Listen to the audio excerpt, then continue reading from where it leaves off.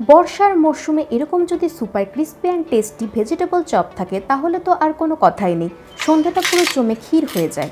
So আজকের আমাদের recipe vegetable chop, কিন্তু একটু অন্যরকমভাবে বানানো, তাই পুরো ভিডিওটি স্কিপ না করে দেখতে থাকো।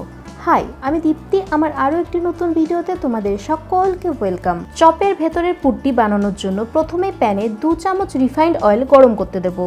ফোড়নে জিরা দিয়ে একটু নাড়াচাড়া করে কেটে রাখা ভেজিটেবলস যেমন বিনস, গাজর, লঙ্কা কুচি দিয়ে হালকা ফ্রাই করে নেব। একটি বড় সাইজের আলু আগে থেকেই বয়েল করে রেখেছিলাম, সেটি স্ম্যাশ করে দেব। 1 টেবিলস্পুন চাট মশলা, 1/2 টেবিলস্পুন ধনে জিরে গুঁড়ো, গোলমরিচের গুঁড়ো আর স্বাদ মতো লবণ দিয়ে সব কিছু ভালোভাবে মিশিয়ে নেব। আমি এখানে ক্যাচের হিং অল্প পরিমাণে দিয়ে দিচ্ছি। হিং অ্যাড করলে পুরটি থেকে এক রকমের দারুণ সুন্দর স্মেল বেরোয়। ভেতরের পুরটি একটু মিষ্টি মিষ্টি হলেই ভালো লাগে, তাই 1 টেবিলস্পুন চিনি অ্যাড করে দিলাম।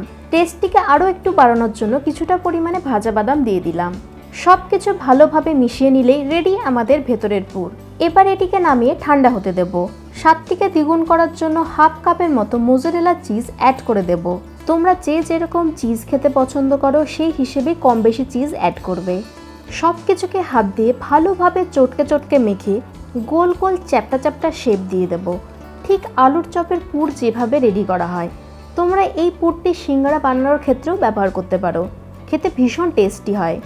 অন্যদিকে একটি বলে 1/2 কাপ কর্নফ্লাওয়ার, 1/2 কাপ ময়দা, সামান্য পরিমাণে লবণ নিয়ে অল্প অল্প করে জল অ্যাড করে একটি পাতলা ব্যাটার তৈরি করে নেব। আশা করছি তোমরা দেখে বুঝতে পেরেছো ঠিক কতটা পাতলা করতে হবে। আমি এখানে বাইরের কোটিংয়ের জন্য একদম সরু সরু রোস্টেড সিমুই হাত দিয়ে ভালোভাবে ভেঙে নিয়েছি। তোমাদের কাছে না থাকলে এর পরিবর্তে তোমরা ব্রেড ক্রাম্বস অথবা কর্নফ্লেক্স ইউজ করতে পারো। এবারে ওই চ্যাপ্টা করে রাখা পুরগুলিকে একে একে কর্নফ্লাওয়ার আর ময়দার ব্যাটারে ডুবিয়ে চামচের সাহায্যে এক্সট্রা ব্যাটারটিকে রিমুভ করে ওই রোস্টেড সিমুইয়ের মধ্যে দিয়ে দেব। হাতের সাহায্যে ওপর নিচ চারপাশে ভালোভাবে সিমুই কোটিং করে নেব। আমি আমার চ্যানেলে নিত্য নতুন প্রতিদিনই এরকম টেস্টি টেস্টি রেসিপি শেয়ার করে থাকি, তাই রেসিপিগুলি সবার আগে পাওয়ার জন্য অবশ্যই চ্যানেলটিকে সাবস্ক্রাইব করে পাশে থাকার অনুরোধ রইল। এতক্ষণে আমার সবকটি পুরকেই বাইরে থেকে কোটিং করা হয়ে গেছে। তোমরা এই অবস্থায় ভেজ কাটলেটগুলিকে 15 দিনের মতো ফ্রিজারে রেখে স্টোর করেও খেতে পারো। এবার এগুলিকে ডিরেক্টলি গরম রিফাইন্ড অয়েলে ছেড়ে দেব। ওভেনের ফ্লেম মিডিয়াম টু হাইতে রেখে উল্টে পাল্টে গোল্ডেন ব্রাউন করে ভেজে একটি ছান্তার সাহায্যে সমস্ত তেল ঝরিয়ে তুলে নেব। খুব বেশি সময়ের প্রয়োজন পড়ে না, মাত্র 30 মিনিটের মধ্যে পুরো রেসিপিটি রেডি হয়ে যায়। এতক্ষণে কাটলেটগুলি একদম ফ্রাই করা হয়ে গেছে। এবারে একটি প্লেটে সার্ভ করব। তোমরা নিশ্চয়ই শব্দ শুনেই বুঝতে পেরেছো কতটা ক্রিস্পি হয়েছে।